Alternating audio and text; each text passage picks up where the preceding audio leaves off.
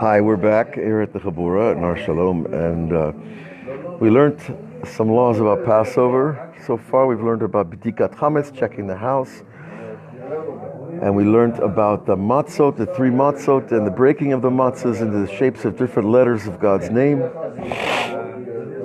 We learned also that the night of Passover is not a night that a man goes with his wife, because that repair of the man and the woman being together is a reflection of a state of unification above. But on Passover, the unification has already taken place at a much higher level.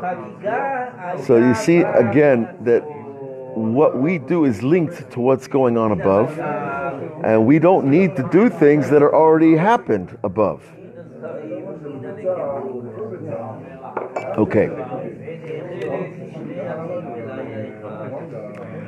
טוב לאדם לכוון במ"ט ימים אלו לתקן את כל אשר חטא בכל השבעה ספירות. The Rav goes on to tell us that it's good for a person during the 49 days between Passover and Shavuot, the festival of the giving of the Torah. Those 49 days, each day is a different step on a ladder, and each day corresponds to another sphera, another of the energy powers in the soul and in the universe. And each of those powers has a place on the tree of life. And unfortunately, when we sin, we damage different powers. So if we sin with our mouths and hurt somebody's feelings, for example, then the damage is done to the sphera of Malchut, the power in a person's speech. Or if a person sins with his hands by hitting somebody, then he's damaged the hand that he used for hitting. And so on and so forth. The entire human form has this possibility. Kicking, for example, it's not cool to kick, people used to joke, kick the cat, that's also a sin, to be cruel to animals. And so it causes damage to a person's soul. And each of the damages takes place according to what limb or what part of the person was used to do the damage. Well, Mashal, and the Rav brings another example.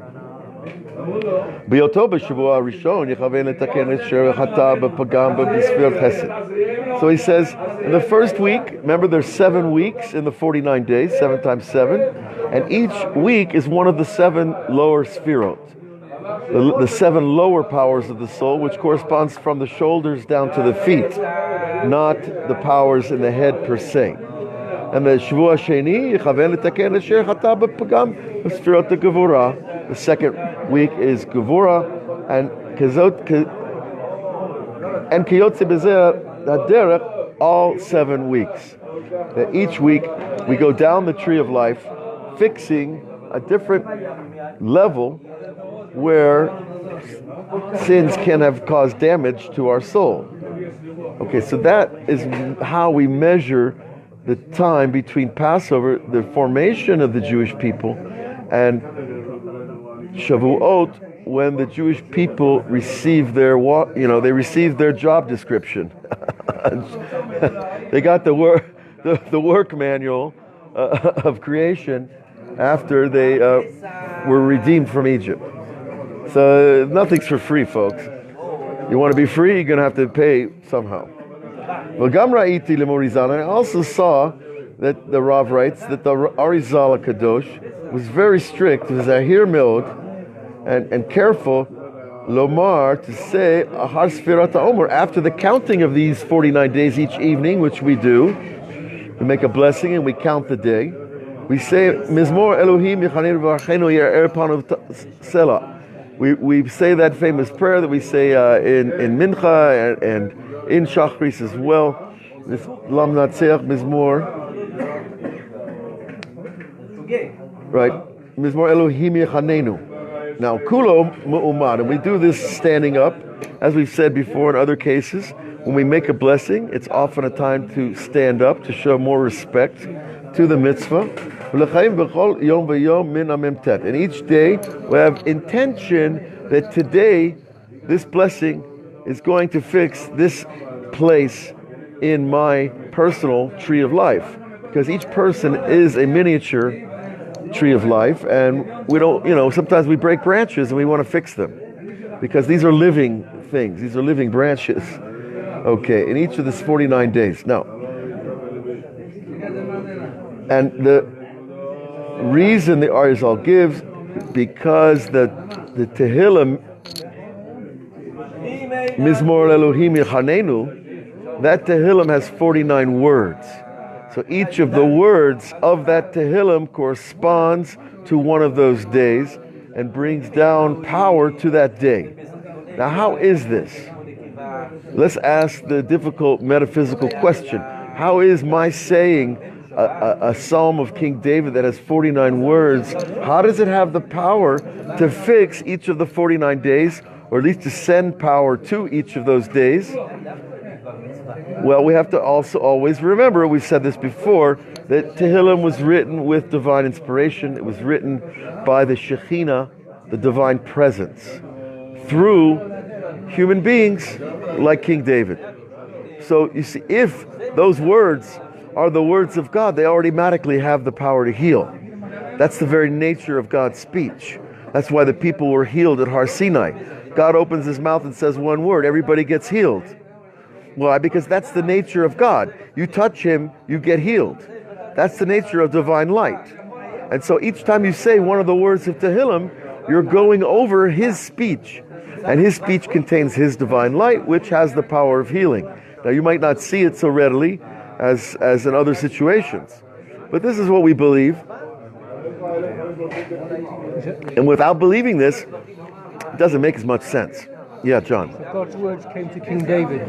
God's words came to King David, that's right. Now, King David was part of the... That's right, the inspiration and the words came to him, the order of the words, the spellings, the making one letter bigger, one letter small, skipping letters, the punctuation, everything came to him. Now you might say, no, he was a very good writer and he sat down and he got inspired one night and he wrote down. No, it wasn't like that. It took a long time for King David to write Tehillim, and it would be an insult, I think, to the process to say, well, God inspired King David and he chose the words. God inspired him and he said what he wanted to say. No, that's not what the prophet does. The prophet has no personal will. His only will is to do what God wants. So that if we say that's true, then the person's will is really God's will, then there's no person there to blame or to say that he is the one who chose the words. And when people ask those questions, usually they're trying to take away the divinity of the thing itself. Oh, come on, don't get so serious. It's just a psalm. It's another song that the king wrote one night alone in his chamber. No, we don't believe it that way. We don't take it so simplified. But rather, these are divine words that are been given down to the Jewish people for 3,000 years in order that we could learn how to relate to Hashem, form a real relationship to Hashem, and nothing is better than Tehillim for teaching us how to talk to God. Okay. So this is what we do the 49 days between Passover and Shavuot and the giving of the Torah. So try to, even if we have a hard time believing these things, that saying a Tehillim could heal you, try to prove the opposite. Well, okay, I say the Tehillim and nothing happens. But you don't know that nothing's happening from what you did. We don't know the results of what we do in this world, especially the good. We don't see the good so readily. It's really actually easier to see the results of not good than it is to see what the good things we do. But we believe that God, Ein Lo Shechacha, he has no forgetfulness, and everything that's good is remembered and compiled and gathered into a person's own personal cheshbon with Hashem, his own file, if you will. Yeah. It could be the prayer that someone says for Mr. X is actually used by God for Mr. Y. That's right. Very I good. Doesn't know it, or Mr. X doesn't get any worse because of that, perhaps. Also true that Hashem could take your prayer and use it for somebody else who needs it more, and perhaps you'll get a bigger blessing for that. We just don't know. That's why it's so important to pray for your whole community, wherever you live, and your whole family, and the people on your street, and your neighbors. And you pray for the lawyers, and you pray for the cops, you pray for everybody, the people you like and the people you don't like, because they're all interrelated. And when God sees that kind of prayer, He says, I could do something with that. Okay, so we have to have that faith. Otherwise, the system falls apart pretty fast. At least in my opinion, it does. Okay, so now,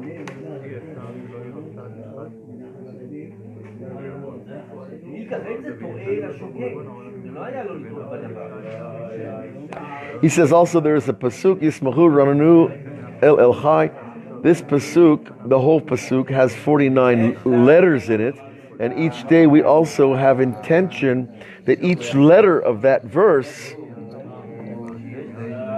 is bringing down light to that day as well, of the 49 days. So that's even more concentrated form of the same idea. Before we said each word corresponded to a day, and now we're saying each letter corresponds to a day, because those letters also carry power. And the Rav brings another halacha which is interesting. On the last day of Pesach, it is a mitzvah, a chiyuv, for a husband to be with his wife, which is the exact opposite what we learned about the night of Passover. The last day of the 7 days is the time it's a mitzvah to be with a person's wife. And we learned why in Kabbalah, because because we're going into Shmini Atzeret, which is the day that the divine spark is received by the feminine form, which we call Malchut, we call kingship, we call Rachel, we call it has many nicknames. But the Shekhinah received the divine spark from God on the 8th day of the festival. So on that night, which is really the 8th day, because we count days from the nighttime in Judaism, is the day when the spark of divine power is delivered to the feminine aspect. Okay, so that's something important to remember as well. Let's jump lanes in the highway and move to Rabbi Nachman and see what we can find over here interesting.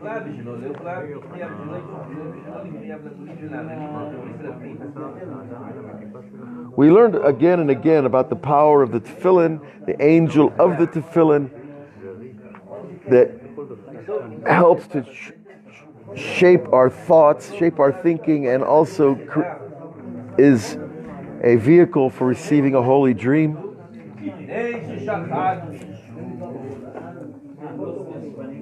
We learned how all the major festivals help to contribute to the building of our faith. That faith itself is a collective power gathered through people coming together in a holy congregation with similar intention. Okay.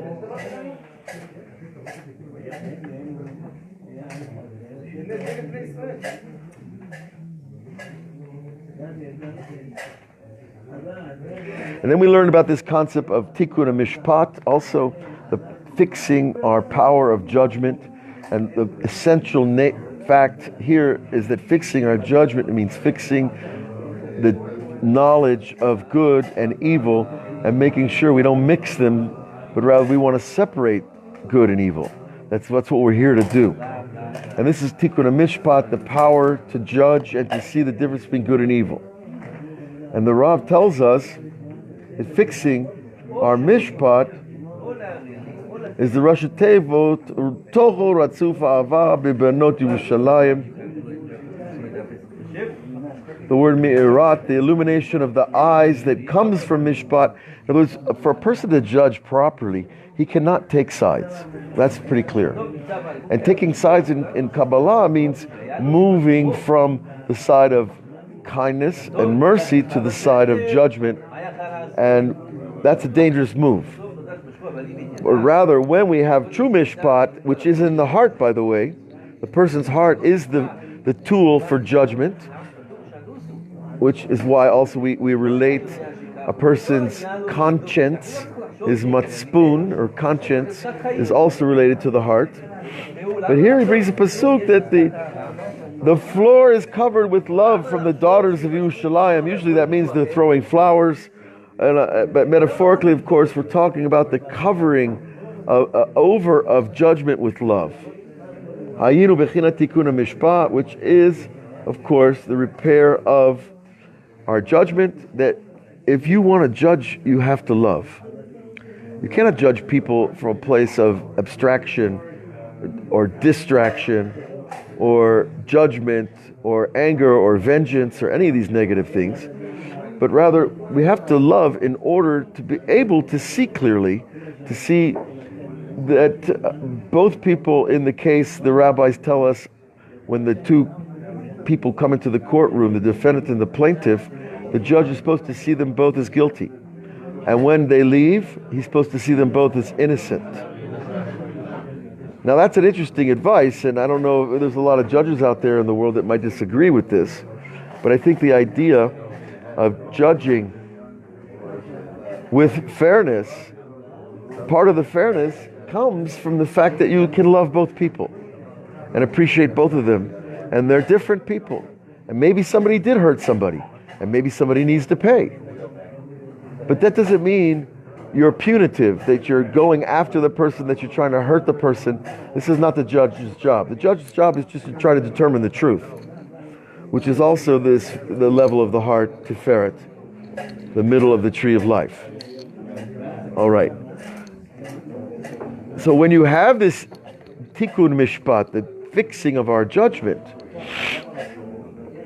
the ability to see good, right, and wrong, this also fixes what we learned much earlier in the Torah, that what's called tikkun merkava, which is the repair or the restoration of the powers of the soul into one unit. That we have all these powers in our soul, and they need to be unified. And how do we unify them? Well, we learned earlier that all the different aspects of the soul have to be made one, have to be connected. Sham avad kedusha, and of course there's this holy love that is required to unify these powers. It's like Rabbi Nachman says elsewhere, we have to make peace with ourselves. We have to make peace with our soul. Okay. And this Ava Kedusha, he says, Bechinat Merkavo Argaman Tocho Ratzuf Ava Mibenot Yerushalayim. His chariot is purple, and within it is covered with love from the daughters of Yerushalayim. Again, this idea of love and the chariot. In other words, the chariot, again, we're not talking about a new Cadillac, we're talking about the transcendental vehicle that carries the soul from heaven to earth and from earth to heaven. And that love is the necessary part of that transcendence. Okay, it's not simply saying, oh, I love God, therefore I can take a walk in heaven. Or, I love my country, therefore I'll die for my country. The Jewish way is that we don't believe in this high status of dying for the country. It is something that happens, but it's not something we seek. And I think that we see the exaggeration of this idea in other religions where people boldly die for their country, but are they really dying for their country, or are they dying for a crazy idea? So in Judaism, we don't hold by these things so much. If it happens, it happens. But it's certainly not something you want to go out and do. And this is part of why the other religions are out of balance with the Kabbalah, because they're emphasizing the wrong things. Right? It is a good thing to sacrifice yourself for another person. It is a good thing to do good for your community. But to die for a country, to die for an ideal, to die for a religious dogma, that's not our way.